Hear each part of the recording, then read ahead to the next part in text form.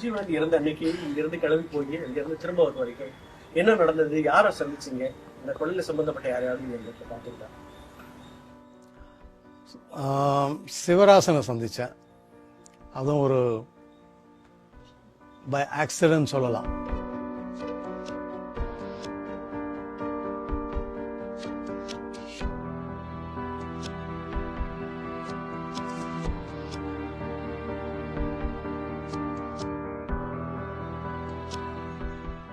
நான் அப்போ சண்டே மேகசின்ல இருந்தேன்.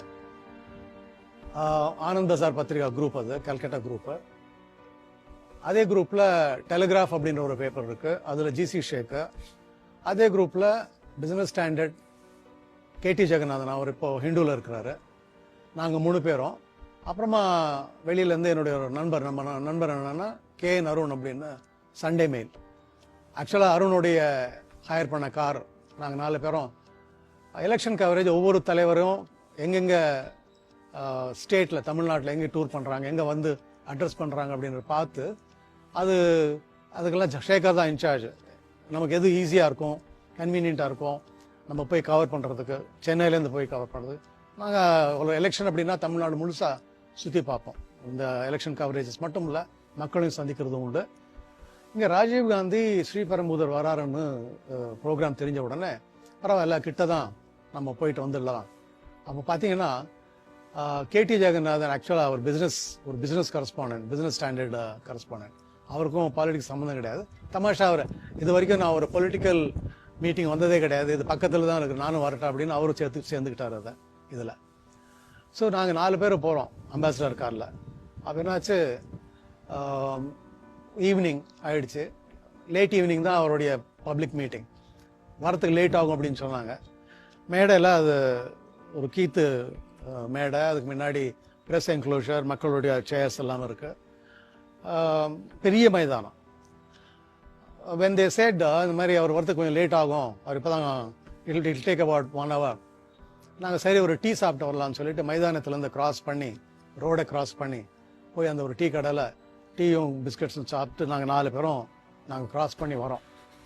நாங்கள் வரும்போது ஹரிபாபு அப்படின்னு ஒரு ஃபோட்டோகிராஃபர், சின்ன பையன், அவர் இந்த சுபா சுந்தரத்தோடைய சுபா ஃபோட்டோ ஸ்டுடியோவில் அவர் ஒரு அதாவது டார்க் ரூம் அசிஸ்டன்ட், ஒரு சின்ன பையன்.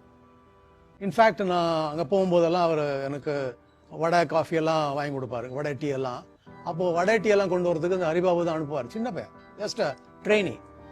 அவன் என்னை பார்த்தோன்னே ரொம்ப சந்தோஷம், ஏன்னா அதான் அவனுடைய ஃபர்ஸ்ட் அசைன்மெண்ட். அது ஃபோட்டோகிராஃபர், கிராஜுவேட் ஆகி எலிவேட் ஆகி, சார் நான் இந்த அசைன்மெண்ட் எனக்கு வந்திருக்கு, நான் இந்த படம் எடுக்க போறேன், ராஜீவோடைய இந்த எலெக்ஷன் கவரேஜ் நான் பண்ண போறேன், உங்களுக்கு படம் வேணுமான்னு கேட்குறான். பக்கத்தில் ஒருத்தர் நிற்கிறாரு, ஜுபா போட்டுக்கிட்டு, ஒரு பை வச்சுக்கிட்டு, டார்க் காம்ப்ளெக்ஷன், கண்ணாடி போட்டுக்கிட்டு.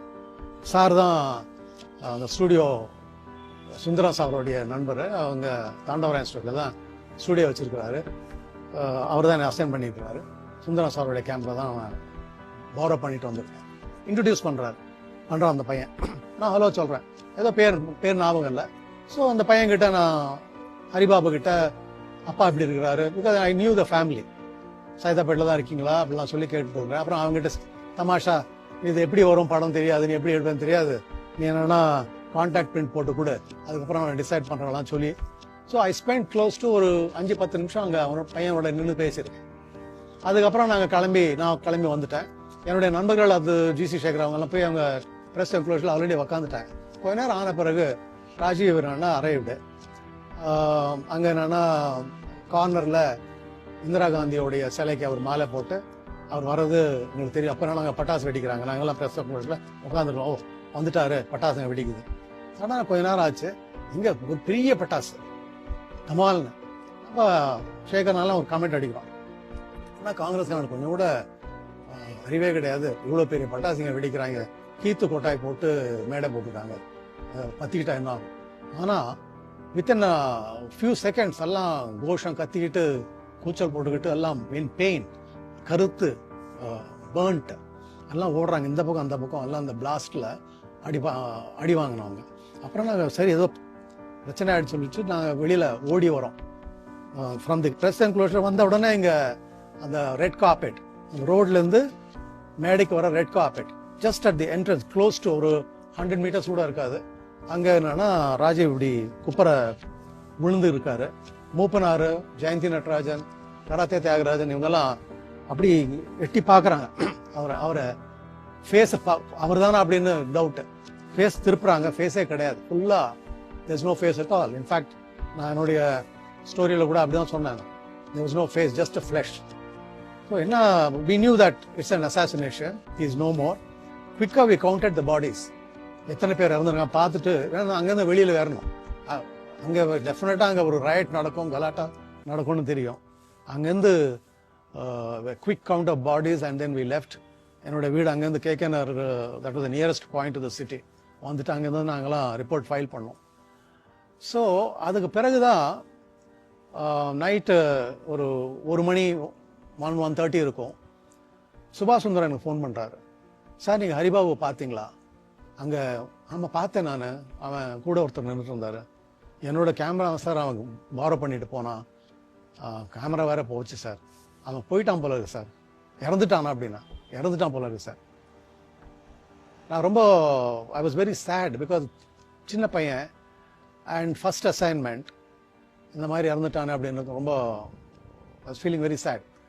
அண்ட் நான் ஒருத்தன் தான் சிவராசனை பார்த்ததுனால unfortunately, or I don't know, fate had it that way that I became a star witness. And இதில் ரொம்ப ஒரு துயர்வான ஒரு விஷயம் என்னன்னா, 28 பேர் அக்யூஸ் பண்ணப்பட்டு 28 பேருக்கும் அந்த தடா கோர்ட் தூக்கு தண்டனை கொடுத்தாங்க. அஃப்கோர்ஸ் சுப்ரீம் கோர்ட்டு 3 பேருக்கு தூக்கும், அந்த 7 பேர் 4+3 அவங்கள தவிர எல்லாரையுமே விடுவிச்சிட்டாங்க. ஸோ இத்தனை பேர் ஒரு கார்பெட் பாம்பிங் பண்ண அந்த ஒரு ஜட்மெண்ட், இது என்னன்னா ஒரு example of how the Indian judicial system fails an innocent victim of such a big crime. அதில் பார்த்தீங்கன்னா இந்த 28 பேரையும் ஒரு கார்பெட் பாம்பிங் பண்ணதான் சொன்னேன் இல்லையா. இந்த ஹரிபாபு இருக்கான் இல்லையா, அந்த ஃபோட்டோகிராஃபர், இந்த சின்ன பையன், அவனை கூட அக்கார்டிங் டு த சிபிஐ அவனும் ஒரு அக்யூஸ்டு. அவனுக்கும் இது தெரியும். அதாவது இந்த ராஜீவை கொல்ல போறாங்க அதுக்காக தான் அப்படின்னு. நீங்க யோசிச்சு பாருங்க, அவனுடைய கேமரா சர்வைவ்டு, அவன் செத்துட்டான். அவன் கேமரா சர்வைவ்டு, அதுவும் அந்த film highly combustible film survived. அதுதான் ஃபேட்ன்றது. கடவுள் நம்பிக்கை இருக்கிறவங்கெல்லாம் இதில் கடவுள்னா பண்ணியிருக்காருன்னு சொல்லலாம். ஃபேட். அந்த 13 frames, 13 நினைக்கிறேன் நம்பர், சரி அப்போ ஞாபகம் இல்லை எனக்கு, 13 or 15 or 30 தான் நினைக்கிறேன். அவன் நீங்கள் உங்களுடைய வீட்டிலேயே ஒரு கேமராமேன் அசைன் பண்ணீங்கன்னா அவன் என்ன பண்ணுவான், அந்த ஃபங்க்ஷன் எல்லாம் எடுத்துகிட்டு இருப்பான், உங்களை ஒரு 1 or 2 ஷார்ட்ஸ் எடுப்பான். அந்த மாதிரி ராஜீவ் வரதுக்கு முன்னாடி எல்லாரையும் எடுத்திருக்கான். சிவராசன் எடுத்திருக்கான், நளினி எடுத்திருக்கான், க்ரௌடில் உட்காந்துட்டு எடுத்திருக்கான். 13th frame அதுதான் மாலை போடுறது. அவ்வளோ க்ளோஸாக போய் எடுக்கிறான். 13th frame பார்த்தீங்கன்னா you got all this people 13 வரைக்கும். அந்த ஃப்ரேம் பார்த்தீங்கன்னா வெறும் ஆரஞ்சு ஃப்ளேம். 100 கோடி அவனுக்கு டாலர்ஸ் கொடுத்தா கூட யாராச்சும் ஒரு ஃபோட்டோகிராஃபர் சாகரத்து ரெடியா இருப்பானா? அவ்வளோ கிட்ட போய் எடுப்பானா? சுபாஷ் சுந்தரத்தையும் அதே மாதிரி தான் ஒரு அக்யூஸ்டா போட்டாங்க. பாவம், அவருக்கு இந்த மாதிரி ராஜீவ் அவருடைய கேமரா ஹரிபாபு போயிட்டான், Rajiv assassinated. Next day when he spoke to me, he was having shivering. இந்த மாதிரி this particular case is very unfortunate. இதில் பார்த்தீங்கன்னா என்னை பொறுத்த வரைக்கும் மெயின் அக்யூஸ்ட் பிரபாகரன், பொட்டுவம்மன், அகிலா, இவங்களை எங்களால் பிடிக்க முடியலையே என்ற ஒரு எரிச்சல், அந்த ஒரு கால் புணர்ச்சினாலதான் இந்த அப்பாவி மக்கள் எல்லாம் பிடிச்சி எல்லாம் ஒரு கார்பெட் பாம்பிங் பண்ணியிருக்கிறாங்க. இப்போ கூட இவ்வளோ 27, 28 வருஷம் இவங்களை போட்டு இவங்களை ஜெயிலில் போட்டு சாகடிக்கிறாங்க அப்படின்றது தான் நான் என்னுடைய கருத்து.